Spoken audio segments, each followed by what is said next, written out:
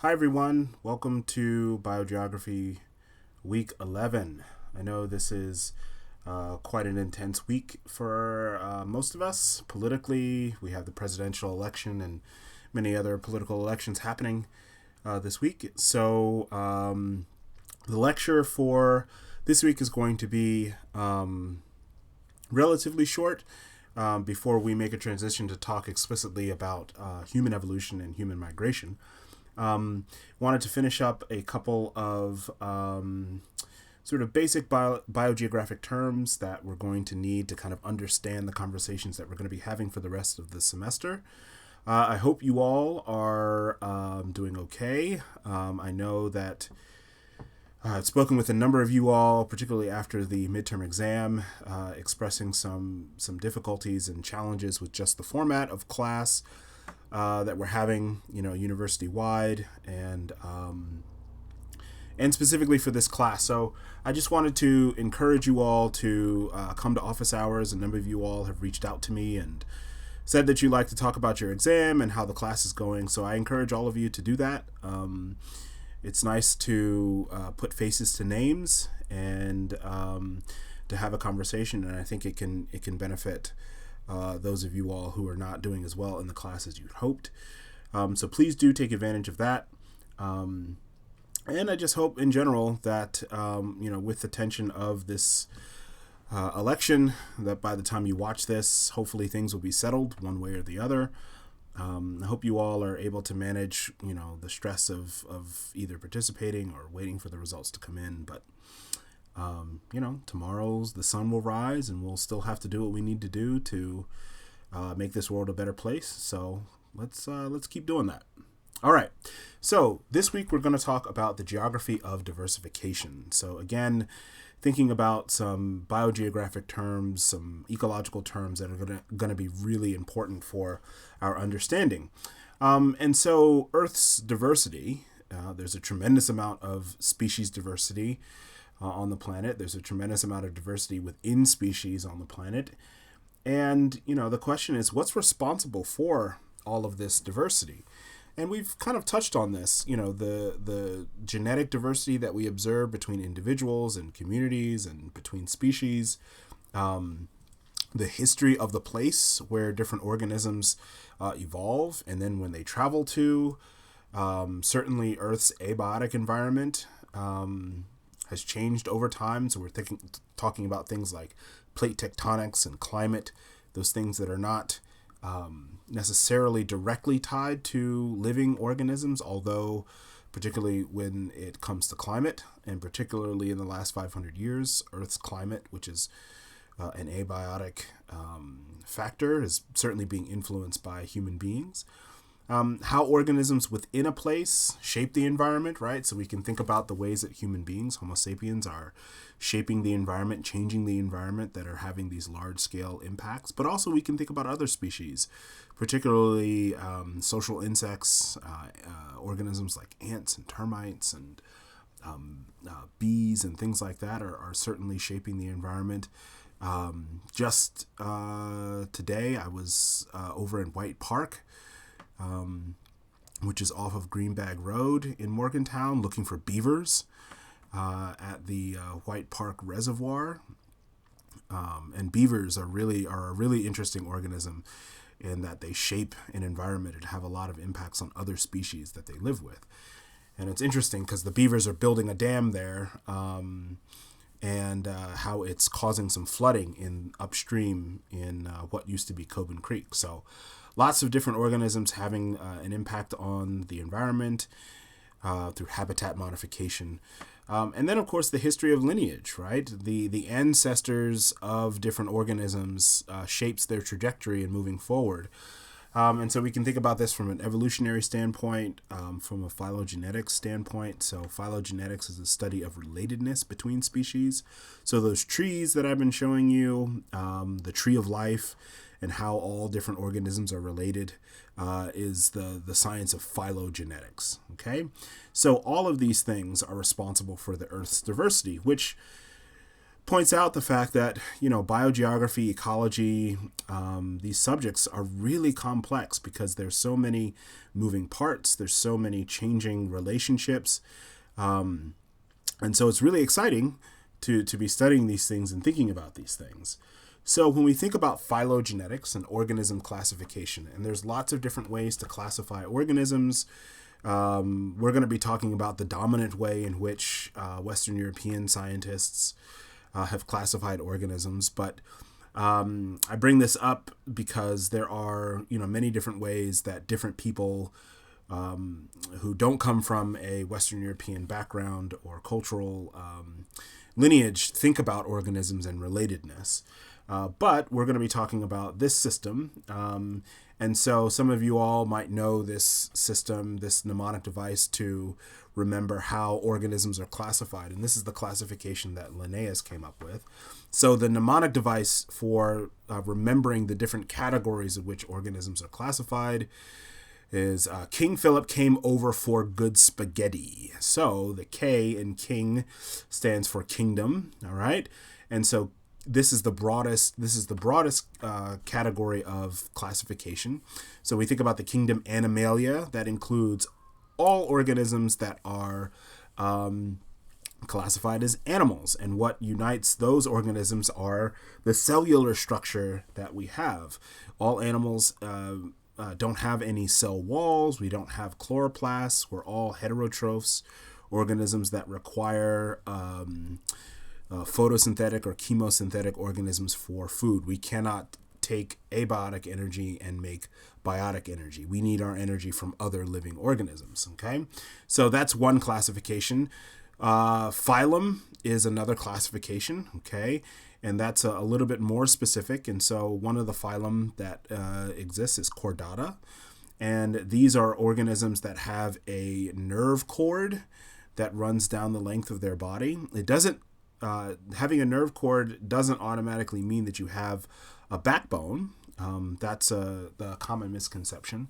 And so in this picture, these are aquatic chordates. They are invertebrates. They do not have a backbone, but they do have a nerve cord that you can see kind of running along the top left side of that organism. So chordates. So human beings are actually more closely related to these sort of chordate filter feeders than we are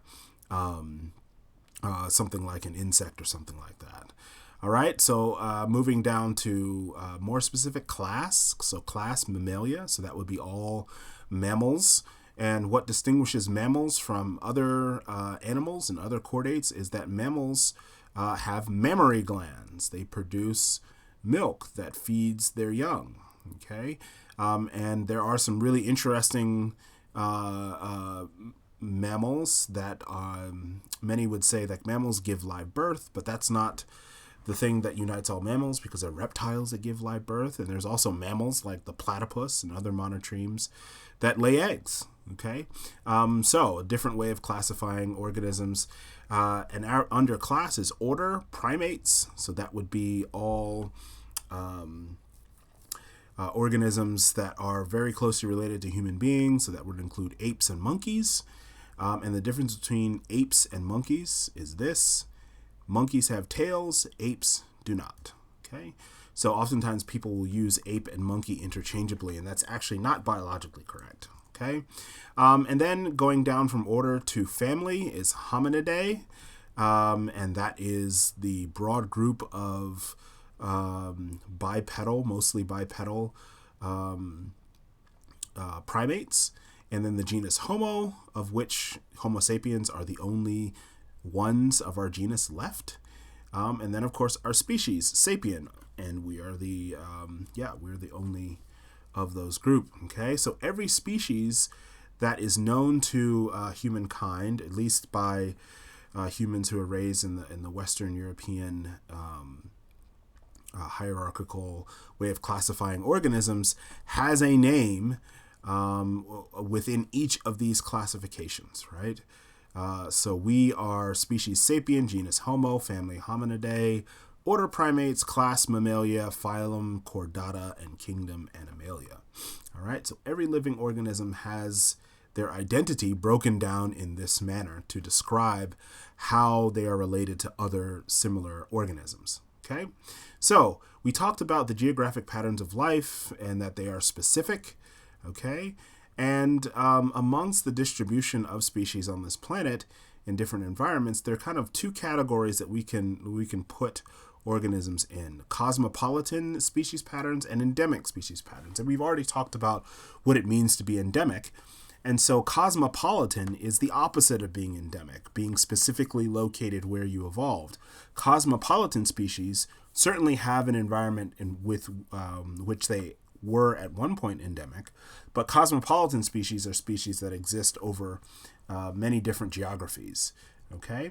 And then we can talk about the distribution of species as being provincial, sort of contained within a distinct geography, and then disjunct, so species that are distributed in sort of a broken pattern across different landscapes. All right. So cosmopolitan species, as I mentioned, they are widely dispersed species. And then a question that I had if we were in class would be to ask, what other species would be considered cosmopolitan? Species that are distributed widely. And so if we were in class, I would ask you to pair off and come up with a list. But since we're not there, we're not in class, you all can just take maybe a little bit of time, pause for a second here, and just list how many cosmopolitan species you can think of.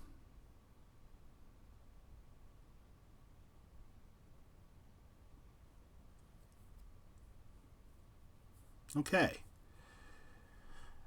So if you think back to the last lecture, I listed a couple of cosmopolitan species. So these would be organisms that we found in many different environments. And certainly Homo sapiens are one of those species. But we have to remember that no species is completely cosmopolitan. There's no species, with the exception of tardigrades, there are very few multicellular organisms that are cosmopolitan. And I bring up tardigrades because they are a really amazing microorganism that is seemingly indestructible. Human beings don't know how long they actually live, but they can survive extreme warm temperatures, extreme cold temperatures. They can even survive in the vacuum of space. Okay, so that would be maybe the only species that we know of that is cosmopolitan. Although I don't think that tardigrades have been found in lava, so that would limit their cosmopolitan species. And the reason why no species that human beings know of is completely cosmopolitan, meaning that no species that human beings know of that lives literally in every potential environment, is because organisms are adapted to specific environments or specific conditions, right? Human beings are able to survive in many different terrestrial environments, but we're not able to survive in any aquatic environments, and certainly not in the deep ocean, right? Okay, and so that's because we are adapted to live in a particular sort of generalized environment. But what we can say about cosmopolitan species are the same things that we said in the last lecture, that they typically breed very quickly, they have wide variety of diets, and certainly being able to fly is helpful. Now, one of the ways that Homo sapiens, which only have one of those advantages, the fact that we eat just about everything, but we are relatively slow to reproduce. We have a relatively long gestation period. And we don't produce many offspring in one generation. But because we are so highly adaptable, because we are able to use our brains in unique ways that other species aren't, we're able to take advantage of a lot of things and supplement the fact that we are slow reproducers and we don't produce very many young in a given generation. Okay? So, but generally, cosmopolitan species are highly adaptable. And that can be, for the case with human beings, the fact that our cognitive abilities make us highly adaptable. Or in the case of like bacteria or cockroaches, they have other adaptable advantages. They produce a lot of offspring, they reproduce very quickly, and they also eat a wide variety of things. Okay, so pivoting to endemic species, sort of the antithesis of the opposite of cosmopolitan species, we see that endemic species or any other higher classification, right? So we can, there can be genuses that are endemic or families that are endemic. They occur in a specific area and nowhere else. So there's an inverse relationship between taxonomic level and endemism, okay? And so when we think about moving from kingdom to phylum all the way down to species, we see an increasing rate of endemism, right?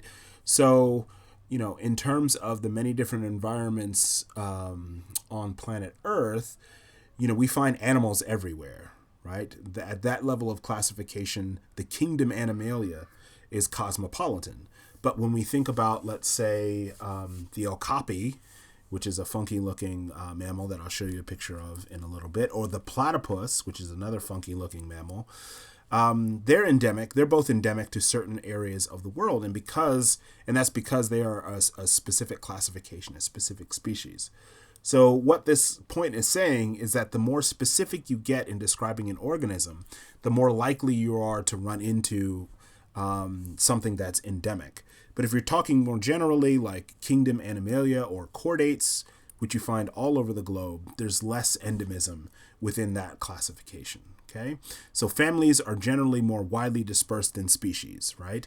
And families are a more broad classification of organisms than a species is. Okay, so I just explained why that is. So just keep that in mind. If you're talking about kingdoms or phylums or orders, then you're probably not talking about endemic phylums or endemic orders.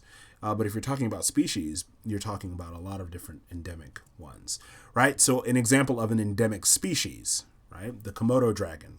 The Komodo dragon belongs to the chordate family. It belongs to the order, I think, Reptilia, right? And so again, when we're looking at that level of classification, we find chordates, we find reptiles all over the planet, right? So we're not talking about endemic species. And even when we think about their family, which I can't remember off the top of my head what family they are, but Komodo dragons belong to a group of lizards called monitor lizards. And there are lots of different monitor lizards. So monitors are not necessarily endemic to a particular part of the world. But if you're talking specifically about Komodo dragons, then yes, we're talking about an endemic species. Another example, and there's a really funny video of this that you can YouTube, but I'll have a link on eCampus for this, are the birds of paradise. And there are a bunch of different really interesting bird species that live in the Papua New Guinea, Indonesian island area, and that we find these birds nowhere else in the world, and so they are endemic, right?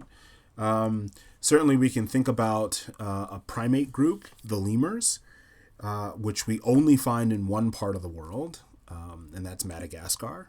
And there are lots and lots and lots of different primate species, or lots and lots of different lemur species, but they're all concentrated on the island of Madagascar.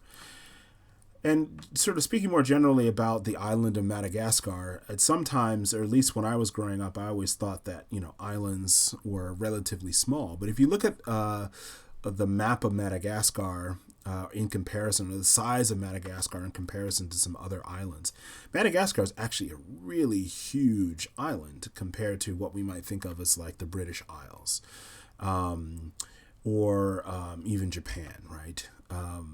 Madagascar is an absolutely massive, massive island. So there's lots of different endemic species on Madagascar that we find nowhere else in the world.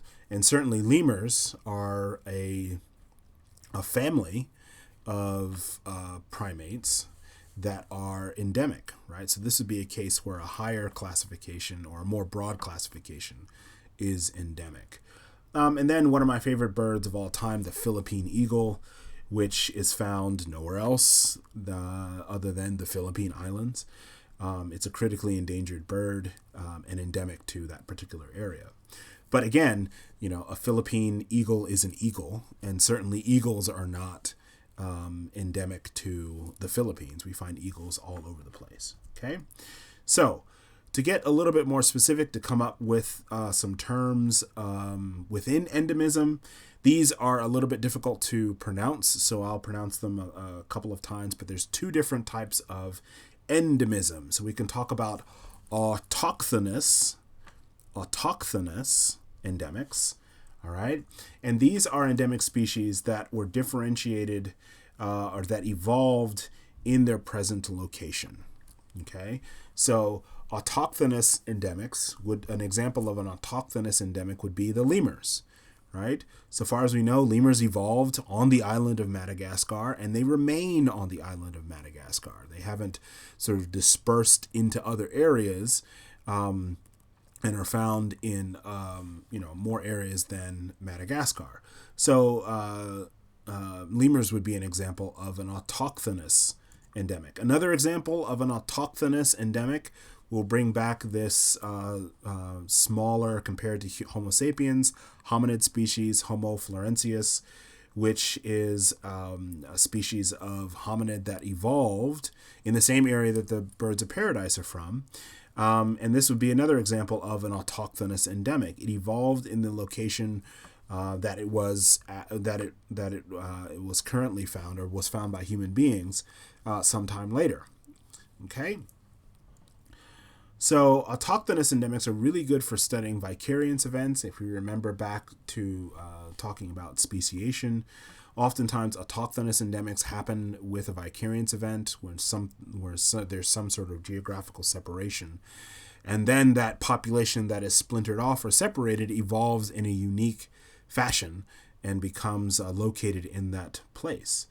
Okay, so that's why that vicariance event leads to a splitting off or division of a population that are then subject to unique environmental conditions which cause them to evolve in particular ways that are different from their founder population.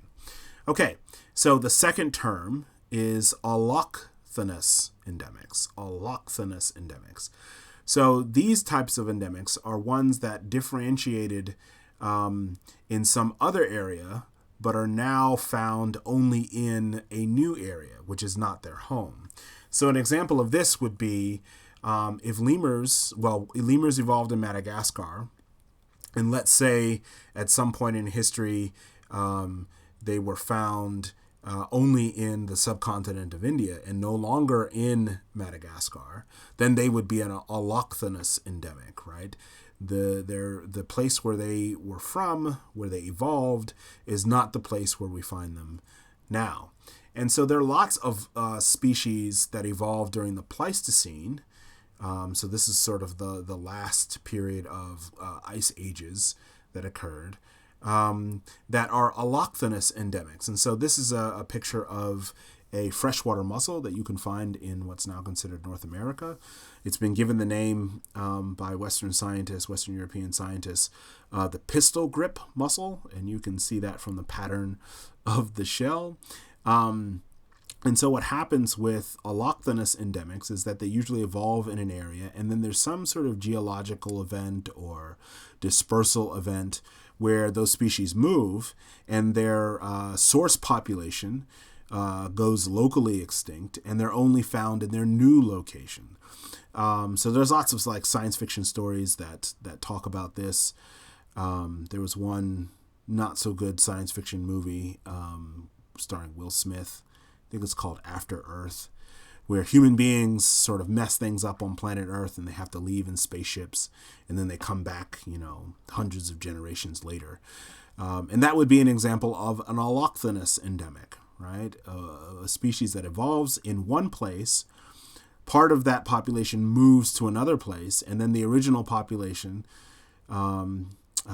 is wiped out, or all of those individuals move to a different area, and they're found in a new place, but that new place is not the environment with which they evolved. Okay, So there are lots of species that evolved during the Pleistocene, in between these glaciations, that were forced to move because of the glaciers, moving across the landscape.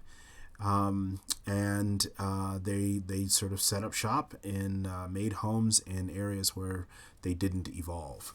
All right, so we can think about relics, another term for classifying organisms.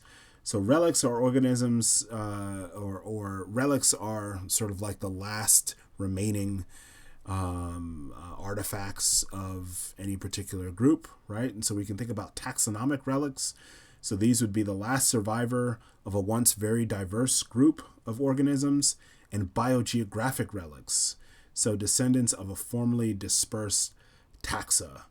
All right. So an example of a biogeographic relic would be the ginkgo tree. And so they are descendants of a once much more widely spread group of organisms. There are many different ginkgo-like trees that existed across the landscape, but now they have a very narrow endemism. And here is that organism that I mentioned earlier, the okapi, which is a taxonomic relic, and it's the last survivor of a once very diverse group. So okapi are, I forget the genus that okapi belong to, but there used to be many more different sort of versions of this horse, zebra, giraffe looking organism. But the okapi is the last one that human beings know of, the last sort of species and genus, in fact, and I think maybe even family of this particular type of organism. Another taxonomic relic would be Homo sapiens. We are the last member of the genus Homo, and as far as we know, I think we're the last of the family Hominidae. And so our species is a taxonomic relic. Okay. All right. So, in talking about old and new, it depends on where we draw the line in terms of time, like the scope at which we're talking about things. So in terms of endemics, we can think of paleo-endemic species versus neo-endemic species. And the point I want to draw, the point I want to make here with, what gets classified as old endemics versus new endemics, is subjective, right? It's a matter of where we decide what is old and what is new. I was on a walk with my daughter today, and she mentioned, she was telling a story about some characters in Harry Potter. And she mentioned that they were young grown-ups, that they were in their 20s. They were college-age kids, as she was telling the story. So she would refer to you all as young grown-ups. And so I jokingly asked her, well, what about your mom and dad? And she said, oh, no, you all are old grown-ups. Which, I cried a little bit, but, it illustrates the point that, characterization of old versus new is subjective. So when we're talking about old endemics versus new endemics, the question is, well, where's the cutoff? What makes an old endemic? What makes a paleo-endemic versus a neo-endemic? And so there's a bunch of different dividing lines in terms of the history on the planet of what we could be talking about. 10,000 years ago is an often common dividing line. And so what happened around that time, if you caught that was Sid the Sloth, and that was a reference to Ice Age. And so about 10,000 years ago was the time around the end of the last Ice Age.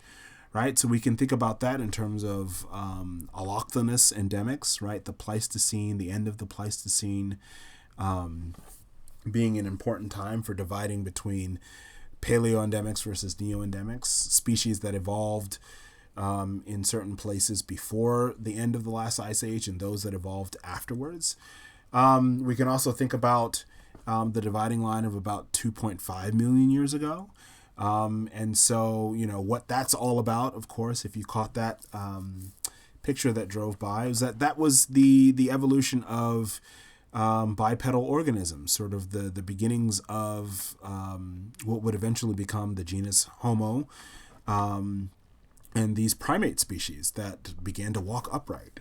And it didn't start with our genus. It started with Australopithecus and other primate species that began to walk upright. Okay, so the point here is that the difference between paleo old endemics versus neo new endemics has to do with what point in history the person making this distinction considers is significant for their for making their point. And so it is subjective, but that's okay. We just have to be upfront and honest about what that means for us. Okay, so we can talk about something like provincialism, right? Distinct geographic characteristics of a taxon. And so there are three primary principles of provincialism that describe the geographic characteristics of a taxon. And so the first is that closely related taxa have overlapping or adjacent ranges. And so this is a picture of three different vulture species in sub-Saharan Africa. Okay, so this would be an example of closely related bird species, and they all belong to the genus Gyps, having overlapping ranges.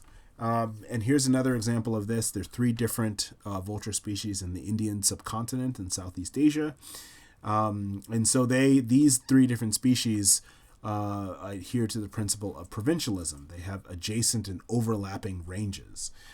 The other principle of provincialism is that unrelated taxa have similar endemic patterns, right?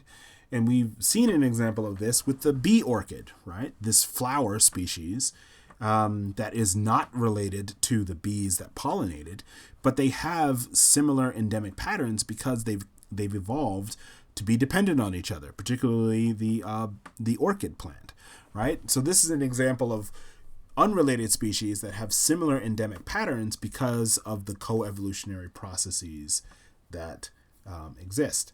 And the last is that some taxa have disjunct ranges. So we can look back at the map here, and particularly Gyps indicus and Gyps tenerostrius have these sort of disjunct ranges, and that's because they are adhering to particular geographic features on the landscape. Okay, so those are the three principles of provincialism. And then when we think about how particularly Western scientists have divided and thought of the distinct regions of the planet in different environments, there's lots of different ways to express this. There are these different sort of overall regions, and there's usefulness to this, but there's also issues with it, of course. And then the different forest classifications on what's now considered South America, the different watersheds that we see on what's considered North America, and then of course the different classifications of a giant island like Australia, the ways in which scientists and biogeographers and people sort of understand different areas. Okay, so I want to end and pivot to the Great American Biotic Interchange, and a really interesting part of the environment, or a really interesting part of the biogeographic history of these two large bodies, terrestrial bodies that existed. And so I have a picture here of the skull of a pterosaur, which was a giant bird species that lived around the time of the Great American Biotic Interchange. A terrifying bird that was 10 feet tall and a 3-foot head, and it's a good thing that human beings did not live with these organisms, because our ancestors probably would not have survived.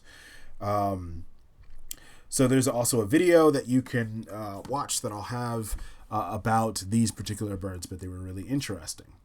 Okay, so when we think about the Great American Biotic Interchange, we're talking about North America over time, at about 500 million years ago, being connected to South America. And it's only relatively recently in the geologic timescale, that Central America was the land bridge that connected these two massive continents. Okay, and Central America was formed by the uplift of plates colliding, these two 2 or 3 or 4 massive plates colliding in what's now considered the Caribbean Sea and the Pacific Ocean.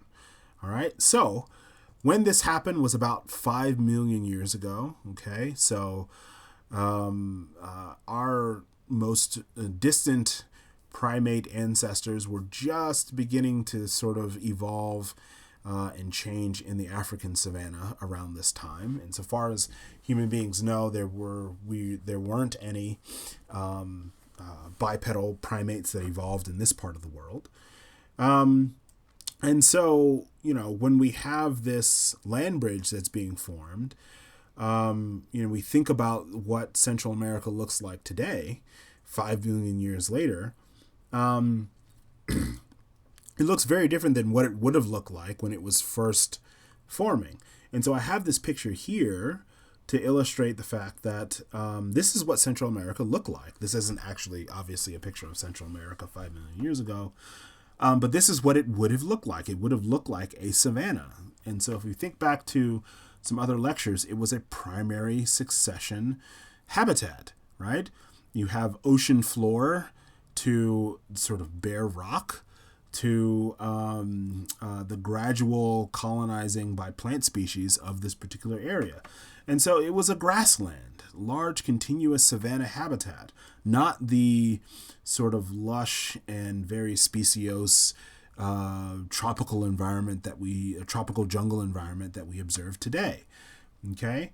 And that's because the geology of that place and the ecological communities of that place had not yet sort of built up the soil, and there hadn't been enough time for the succession to allow for these large plant species, and then of course a large variety of different animal species that came.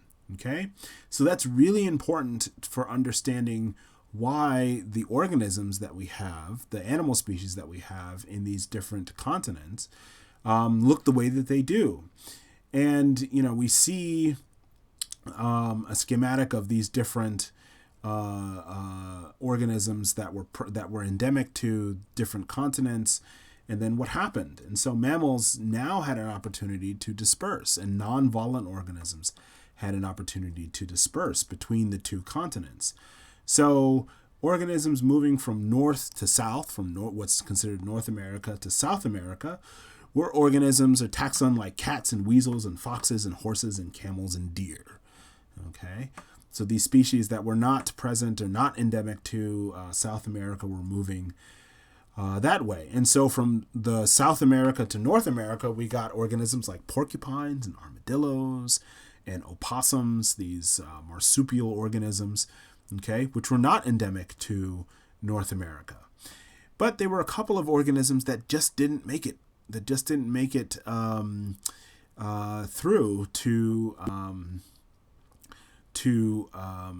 the different continents. So organisms that were not able to travel from north to south: shrews, pocket gophers, beavers, and bison. Okay, and we can think about what these organisms were like, or what they are like, and how difficult it would be for these different organisms to survive in a savanna habitat. And so beavers, it would be very difficult for them to survive because of the lack of aquatic habitat for them. Shrews and pocket gophers, just these really small organisms that would be very easy to pick off. Bison might be a curious one, but it's likely that bison were not able to make that journey because of the fact that the weather the climate was not favorable to how they had evolved in the north. And then, this question of the week that I asked, south to north, why we don't see these organisms moving from south to north, primates. So, you can imagine a primate moving through this area and running into a pterosaur.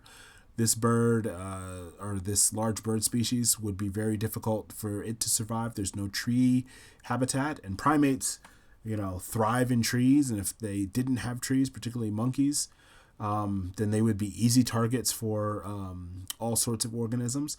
Sloths, the same reason that we don't see sloths in North America is because during this biotic interchange, there was not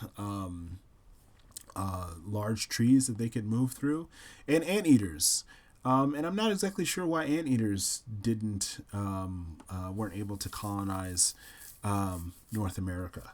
Okay, but the take-home message here is that the habitat that was present during this interchange has a lot to do with the species that we recognize as distinctly North American and distinctly South American. So there's a variety of organisms those of us who live in North America could have seen. A bunch of different rodent species here. There's the capybara being fed by this human, the largest rodent in the world. Some other rodent species that are here. In the bottom left, these are nutria, which are kind of like a cross between a muskrat, a beaver, and a large rat.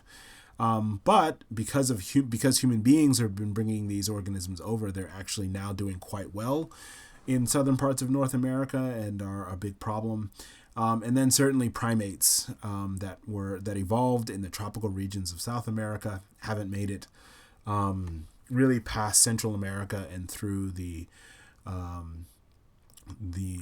climate and geography of what's now considered Mexico into what's now considered North America in the United States.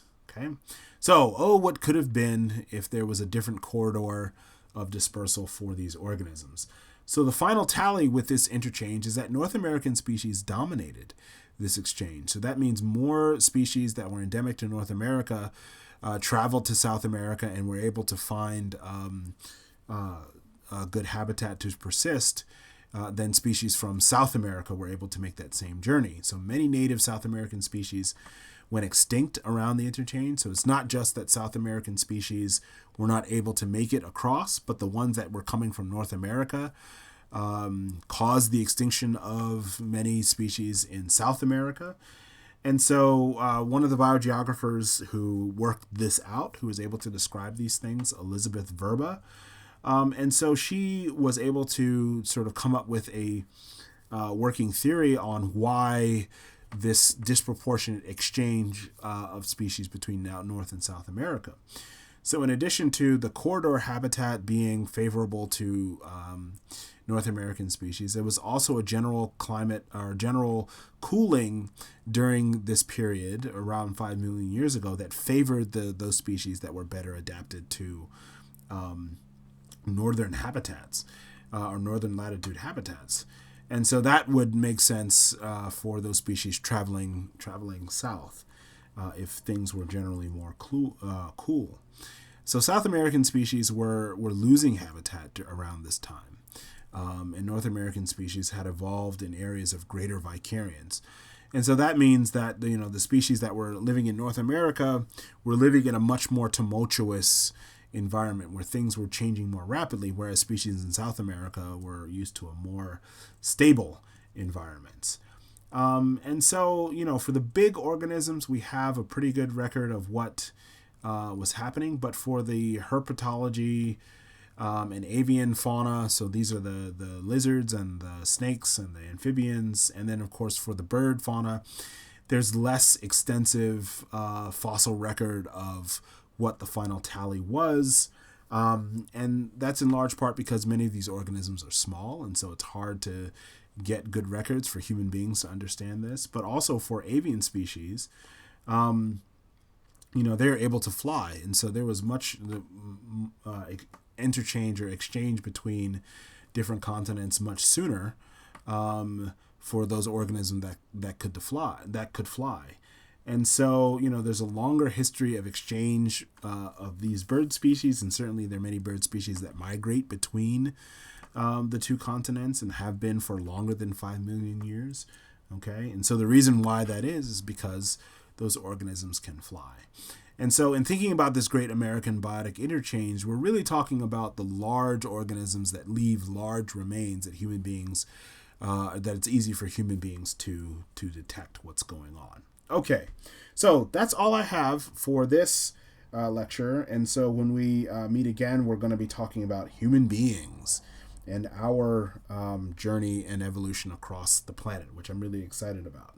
Okay, so the question of the week this week is going to be, when and how did our species, Homo sapiens, come to what's now known as the Western Hemisphere. How did Homo sapiens get here? So, and when did we get here? So I want you all to not look this up, but just go from what you have learned either in school or what you've heard sort of outside of school to give an answer to this question. Okay. And we're going to be talking about, that understanding. Okay.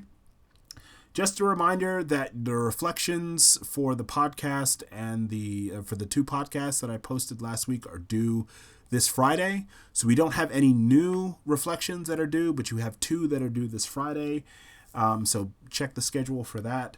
And the last reminder or announcement is that I'm going to be sending you all an email either Wednesday or Thursday about the midterm exams. And this will be an opportunity for you all to make corrections on the midterms and earn some of the points you missed on the exam. If you would like, you certainly don't have to, but I'll have an email explaining that where I will send you your midterm and then you'll have to make corrections to earn those points back. And I know a number of you all are concerned about how well you did on the midterm exam.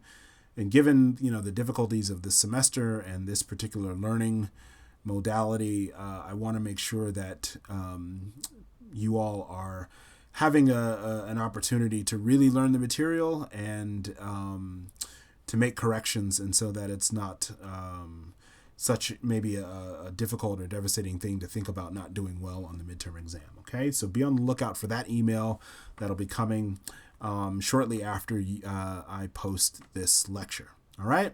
So I hope you all are continuing to stay safe, particularly because coronavirus numbers are increasing. So please continue to observe good social distancing practices, washing your hands, wearing a mask, all those good things.